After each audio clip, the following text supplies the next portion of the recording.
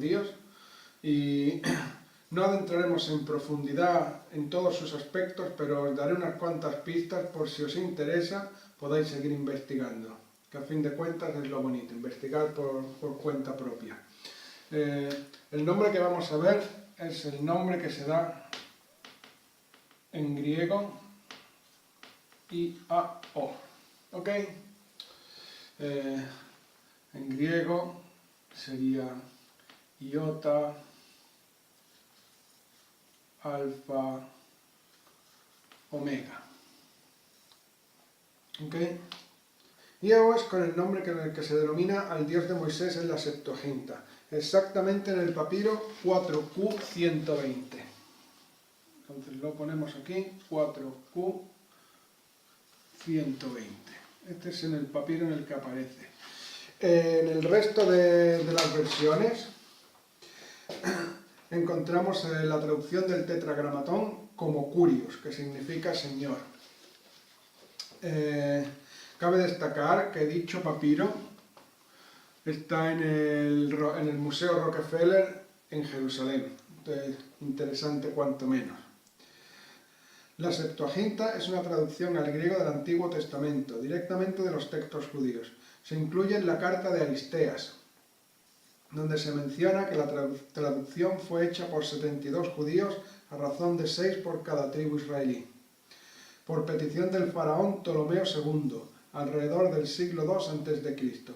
Aunque se dice que esta historia fue contada en la carta de Aristeas, podría no ser real. Tampoco podemos afirmar que rotundamente sea falsa. Además, en este texto es el primero en el que se menciona la Biblioteca de Alejandría. Bueno, esto es mucho más interesante a partir de ahora, así que vamos a necesitar quizá algo de espacio y vamos a ir dejando la pizarra un poco clara. Consultando la enciclopedia del judaísmo, hallamos que existe una explicación a por qué los griegos llamaron así al Dios de los hebreos. Diodorus Siculus, vamos a apuntarlo aquí,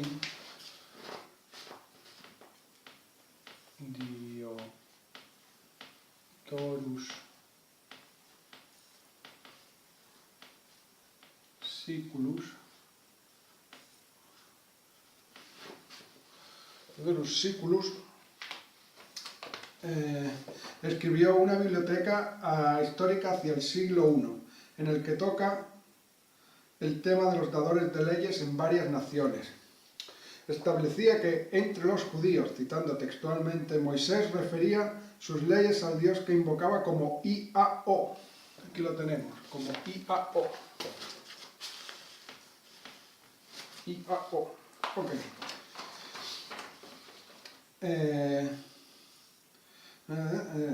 Esta sería la primera referencia pagana a dicho nombre. El nombre que usaban los hebreos para referirse a su Dios sería Yahu. Ok, la apuntamos aquí. Entonces los hebreos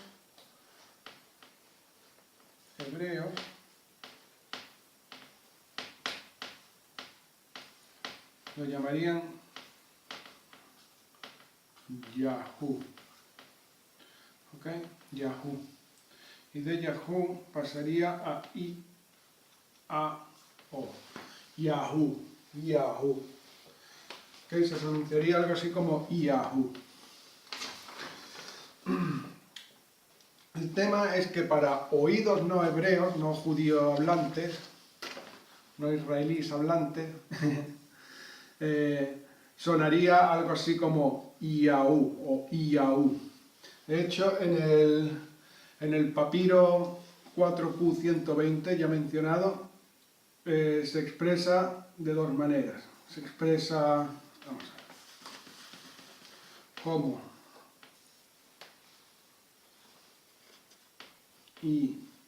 I-A-O y también como I-A-U.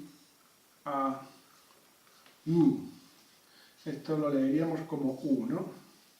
Sería como una U. I-A-U. I-A-O, I-A-U, ¿ya? I-A-U. Ok.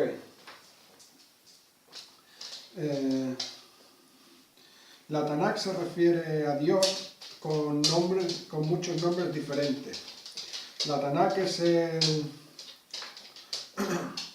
La Tanakh... A mi perro por ahí dando vueltas.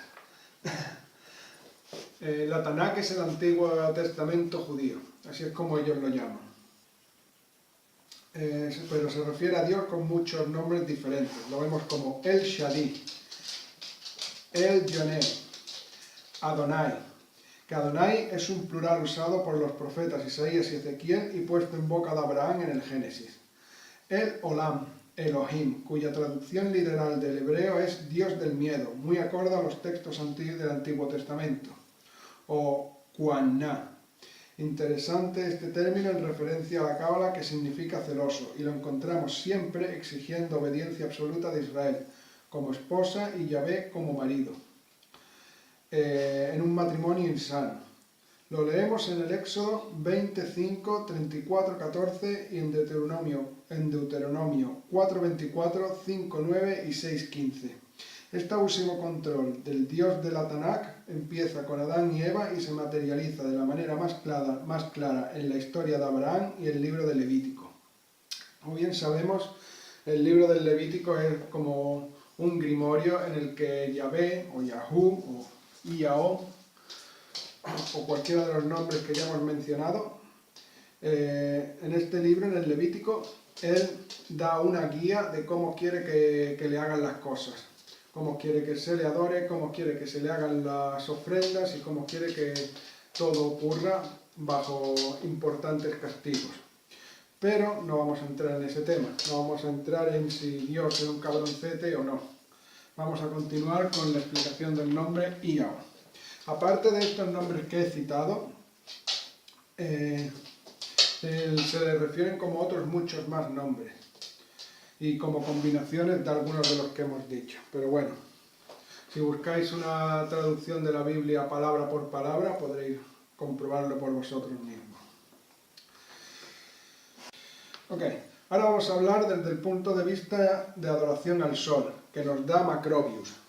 Macrobius, así escrito, Macrobius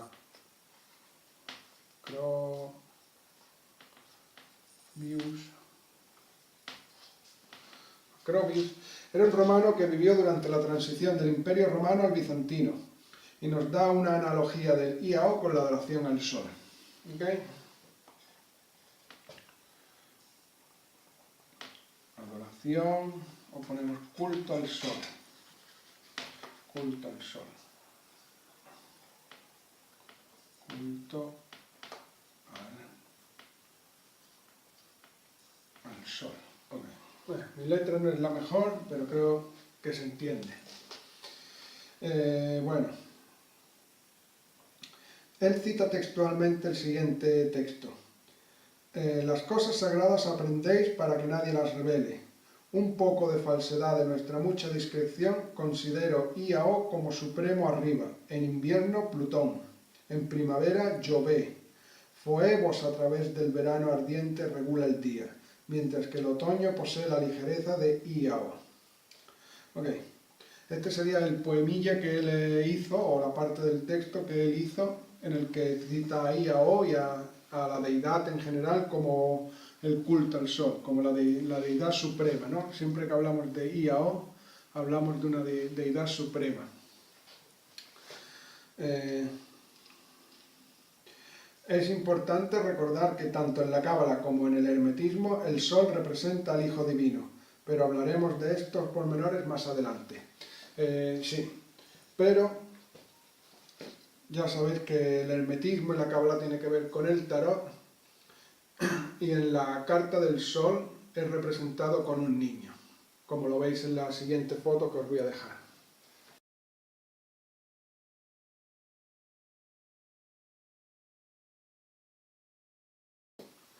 Bueno, he tenido el placer de poder consultar a un miembro de la Iglesia Gnóstica Johannita de Dublín sobre el tema y me ha explicado que es un título de la Deidad Suprema.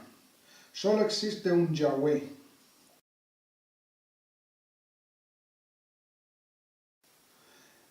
Y que de manera parcial pertenecen sendos títulos y los otros encontrados a la Biblia al innombrable. Lo entienden como una expresión que engloba las palabras de Dios en el Apocalipsis, donde se llama a sí mismo Alfa y Omega, y al que ha de venir en el versículo 1.8, entre otros. Okay. Entonces, en el Apocalipsis 1.8 nos dice que Dios se cita a sí mismo como el Alfa y el Omega y aquel que ha de venir. Pues aquí tenemos Alfa, Omega y aquel que ha de venir. ¿Ok? Esa sería la visión gnóstica. Dice que cualquiera de los nombres que encontramos en la Biblia, de los ya mencionados y otros muchos más que hay, y otras alegorías que existen, son todos títulos del mismo. Titulillos, como conde, noble, etcétera, titulillos. Bueno, este hombre también me explicó que el canto de este nombre y las permutaciones de sus letras, a modo de mantra, es usado por los gnósticos como un medio de manifestar los presentes de la divinidad, llenar el espíritu de energía y para expresar la divinidad propia, explicadas en Pistis Sophia como el ciclo del universo y los principios de emanación, retorno y reabsorción. Iota, que es la letra esta, iota, todo nace, alfa, todo vuelve dentro, y omega es que habrá un fin de fines, un apocalipsis, o llámalo un Armagedón, o llámalo como tú quieras. Entonces, con estos tres conceptos, ellos resumen el universo. ¿Okay? Todo nace, todo vuelve dentro y todo tiene un fin. Y eso es Dios. Si lo observamos de una manera desde la filosofía de Spinoza, también tiene sentido, puesto que Spinoza nos dice que la substancia, o sea, lo que para él es Dios, vaga por ahí y es el principio, el fin y todo lo que en ello se concentra.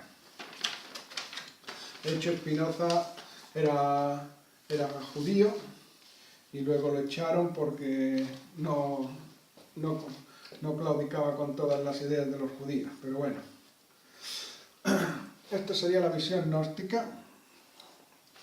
Y ahora vamos con la visión hermética. La visión hermética nos cuenta algo que tiene que ver con el gnosticismo y el versículo del Apocalipsis 1.8, el que ya hemos mencionado, aunque carece de conexión alguna con la etimología de la palabra. Es un proceso de crecimiento, muerte y renacimiento, aplicable a todos los campos, material, metafísico y espiritual. Es decir, básicamente lo que el hermetismo explica es lo que el gnosticismo explica también, del I a O, ya mencionado, pero ellos tienen ciertos detalles más que vamos a ver. Aleister Crowley nos explica en Magic, ejemplificándolo con las míticas historias de Prometeo y Jesucristo, de la misma manera que lo vemos en el libro El héroe de las 1000 caras, de Joseph Campbell. Este libro es un libro que recomiendo, no solo porque tiene que ver con esto, sino porque es bastante bueno para el día a día.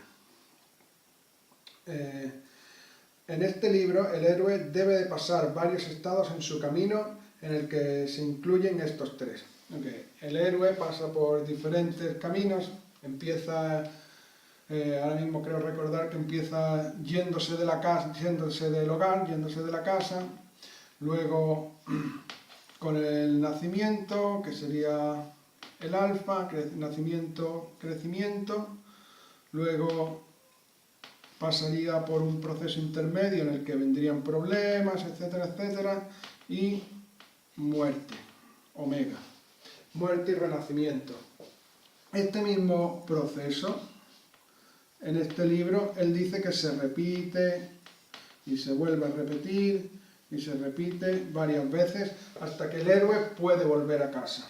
IAO como fórmula compone el rito de iniciación del tercer grado de la masonería y el 5 igual a 6 Adeptus Minor de la Golden Dawn. En este, y citando textualmente de nuevo a Aleister Crowley, se requiere vestirse como un rey, matarse a sí mismo y renacer con el conocimiento y la conversación con el ángel guardián. Esto.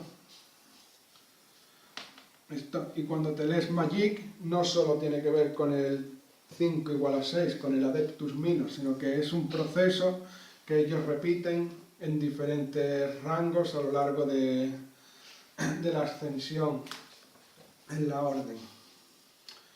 Ok, ahora voy a necesitar un poco de espacio, así que vamos a borrar esto.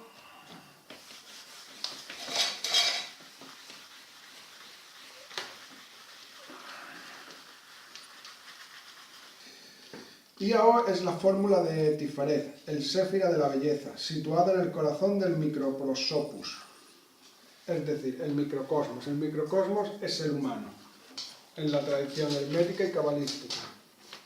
Ok, si dibujamos aquí, esto no va a salir muy bien, así que os lo tendréis que poner un poco de imaginación. Ponemos aquí el árbol de la vida, el de la cámara. Ok, ok, ok, ok, ¿no? Donde esto viene así, así, así, así, así, así, así, así, así, así, así, así, así y así. Uy, no va a salir esto muy bien.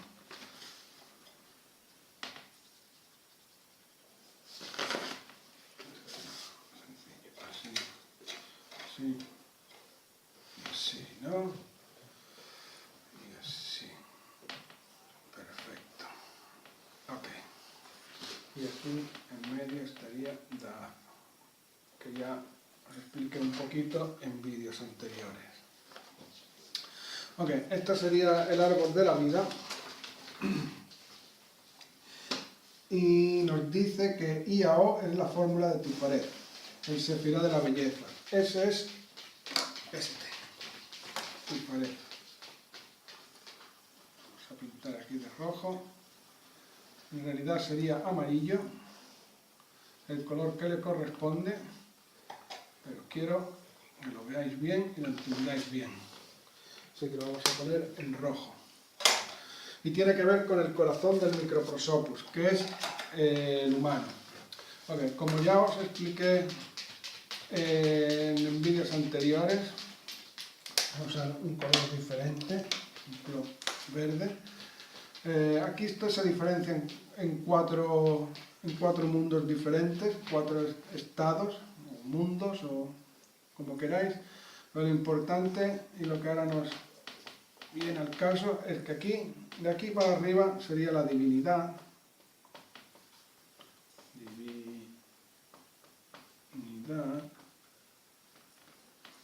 Y de aquí para abajo sería el microprosopus o microcosmos, que sería el humano.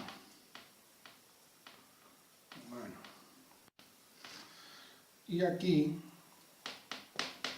estaría el mundo material, ¿no? Donde el humano se asienta en la tierra, mundo material. No lo voy a poner porque no necesitamos centrarnos en que divinidad y humano de aquí para abajo. Entonces el microprosopus pues sería una figura humanoide que, como yo dibujo muy mal, vais a tener que continuar con la imaginación, pero bueno, en el que aquí tenemos la cabeza con los pelillos, ¿sí? Bajaría por aquí. Aquí tendría los pies, ¿no? Lo que he dicho, el mundo material. Y aquí estarían las manos. Es importante saber que esto es belleza.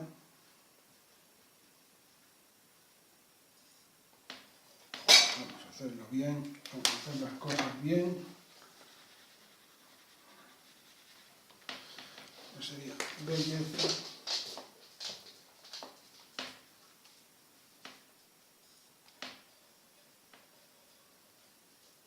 Belleza, y se situaría en el corazón del microprosopus.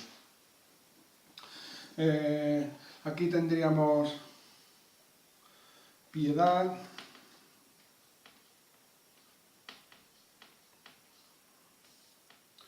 piedad o compasión, y aquí tendríamos severidad.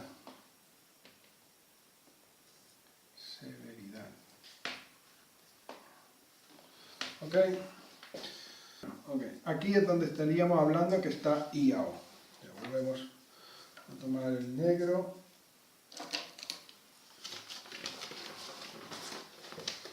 Aquí ponemos IAO. ¿Ok? Ahí es donde ese sería el que le corresponde. Básicamente, por algo rápido, la cábala tiene diferentes asociaciones, tiene asociaciones astrológicas, asociaciones con el nombre de Dios,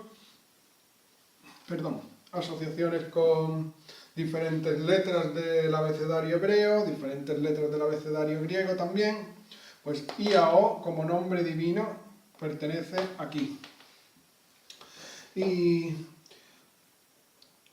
se corresponde con la sexta letra de la hebrea Vau, que en el tetragramatón, según explica Arthur Edward White, es el hijo de la divinidad, siendo la cruz su manifestación.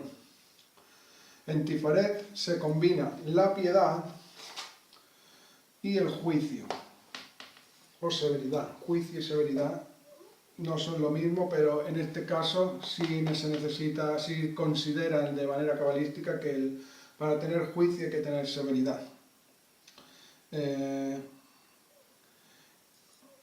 Bueno, Tifaret se combina en la piedad y el juicio, y por ello resume la bondad divina en el corazón. Bueno, ¿recordáis antes lo que comentábamos de la asociación con el sol? Pues aquí lo tenemos de nuevo. El sol es el hijo.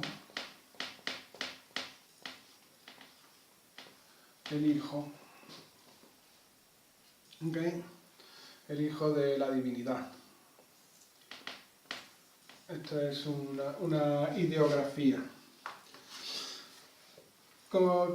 ¿Qué más asociaciones? Bueno, es curioso que este arquetipo de la cábala lo encontremos en tradiciones alejadas del judaísmo. Lo tenemos en Baco, cuya analogía con Jesús es clara y nos la reseña también Aleister Crowley en Magic. Ambos nacidos de una divinidad y de una humana. Ambos sufrieron peligro de muerte al poco de nacer. Ambos caminaron solos por largo tiempo. Y ambos se salvan al mundo, y según Virgilio, Baco es el sol, que ya lo hemos comentado. Según Virgilio, nos dice que Baco es el sol, representa el sol, y como ya hemos visto en el hermetismo, el sol es el hijo de la divinidad. No lo repito más, que ya lo he repetido bastante. Hay más figuras análogas de este arquetipo. Una es el dios nórdico Thor, quien es hijo de la divinidad suprema, porta una cruz en la mano, el martillo Mjolnir es un símbolo no solo de protección, sino también significaba la unión de los hombres del norte con su panteón politeísta.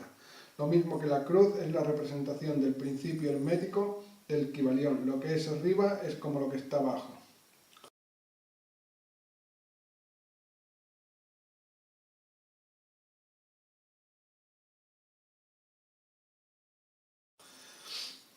Jesús da su vida para redimir el pecado, y Thor protege al mundo hasta el Ragnarok, cuando morirá a manos de la serpiente Jormungand.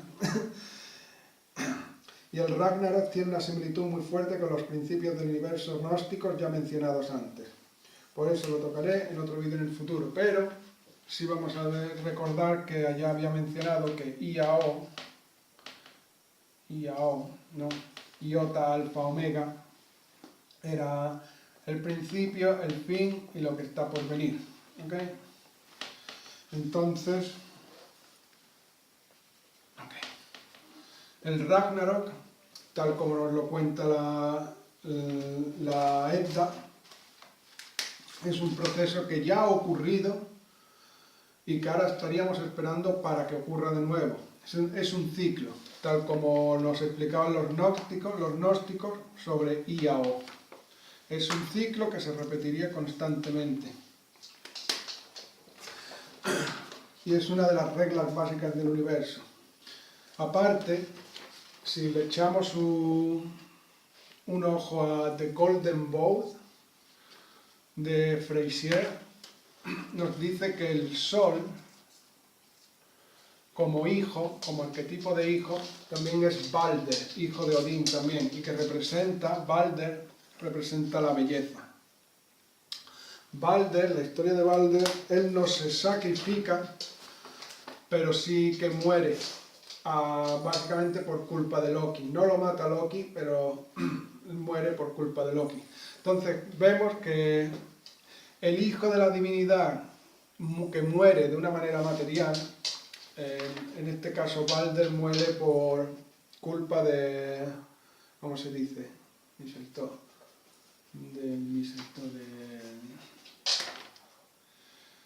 Ahora no me sale el nombre en español, pero muere por culpa de una planta típica de Navidad.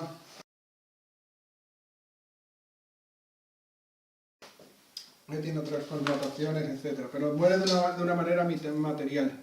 Lo mismo que Thor muere por proteger al mundo de las bestias malignas del Ragnarok, por así decirlo.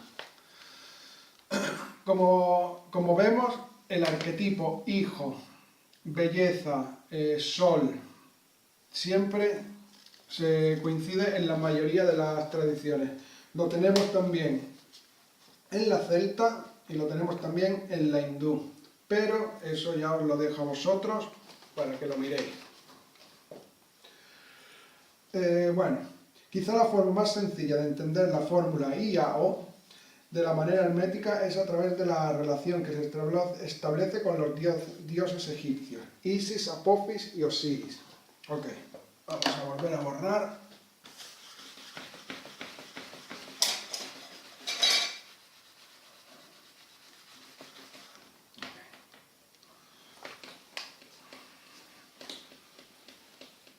Entonces, esto también nos lo explica Aleister Crowley, pero Aleister Crowley no le da tanta importancia como otras fuentes herméticas, como Bardón y otros. Entonces, lo que nos dice es que I, A, O corresponden de una manera muy sencilla de recordar con Isis, con Apophis,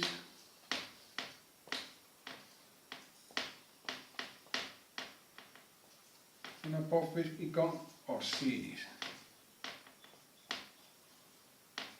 Estoy seguro que ya sabéis por qué, si habéis leído un poquito de la mitología egipcia. Isis es la diosa del crecimiento, de la naturaleza y de la fertilidad. Es decir, cuando tomamos el primer contacto con el proceso que vamos a comenzar, cuando empezamos cualquiera de los procesos, porque ya dije al principio que I a O vale para cualquier cosa que queramos aplicarlo, desde lo más físico hasta lo más espiritual. Esto sería cuando tomamos el primer contacto. Entonces ponemos aquí, primer contacto.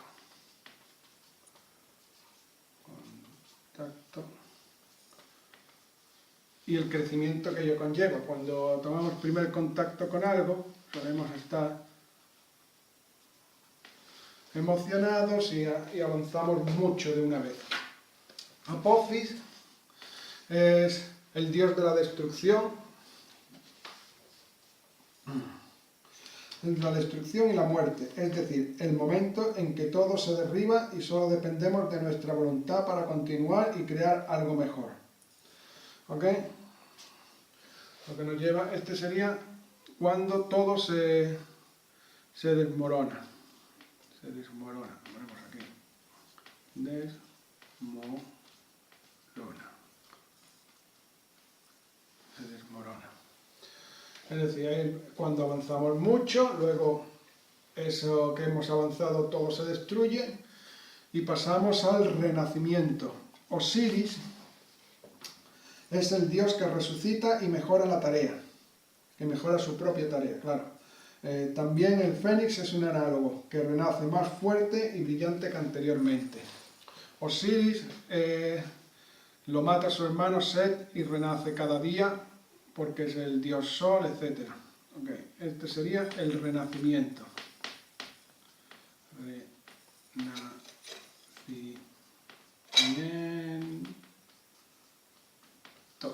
Ok. Esto es súper sencillo de recordar. Cuando decía al principio que esto tiene que ver con cualquier término en el que lo queramos poner, material, metafísico o espiritual. No sé si exactamente dije esas palabras, pero lo podemos llevar a cualquier campo. Por ejemplo, cuando empezamos a hacer deporte o a hacer un ejercicio, empezamos con todas nuestras ganas, toda nuestra energía, lo practicamos todos los días y tenemos ganas de más, pero luego hay un momento en el que nos aburrimos, no tenemos ganas, estamos cansados, se nos agobia con las cosas fuera del trabajo, la vida normal, y estamos a punto de dejarlo. Perdón. Entonces es cuando debemos aplicar la voluntad,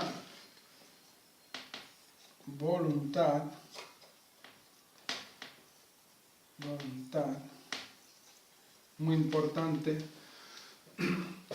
para renacer de nuevo y no solo hacer lo que estamos haciendo, sino hacerlo mucho mejor. ¿Ok? Sobre la voluntad, no sé si escribiré una entrada en el blog o haré un vídeo, pero lo quiero tocar para completar este tema porque tiene mucho que ver. Y lo vais a entender cuando lo haga. Por último vamos a analizar la similitud con la fórmula hindú Aum. Como decía, vamos a finalizar su similitud con la fórmula hindú Aum. Aquí está. Que corresponde con Brahma, Vishnu y Shiva, creador, preservador y destructor respectivamente. Brahma creó el mundo de su ensueño. Vishnu se preocupa de que todo continúe en el orden correcto. Y Shiva lo destruirá para generar un nuevo universo. Exactamente lo mismo que I, A, O. Si queréis ahondar en esta fórmula, os recomiendo los libros de Francesc Bardon. Son libros orientados al hermetismo y él explica muy bien esto y lo relaciona con la carta del mago del tarot. Es bastante interesante. Pero básicamente, por ahora, esa es la similitud. Espero que os haya gustado. Y si es así, pues ya sabéis, compartir, dedo arriba y con cualquier cosa podéis comentar y preguntarme o hacer sugerencias. Un saludo.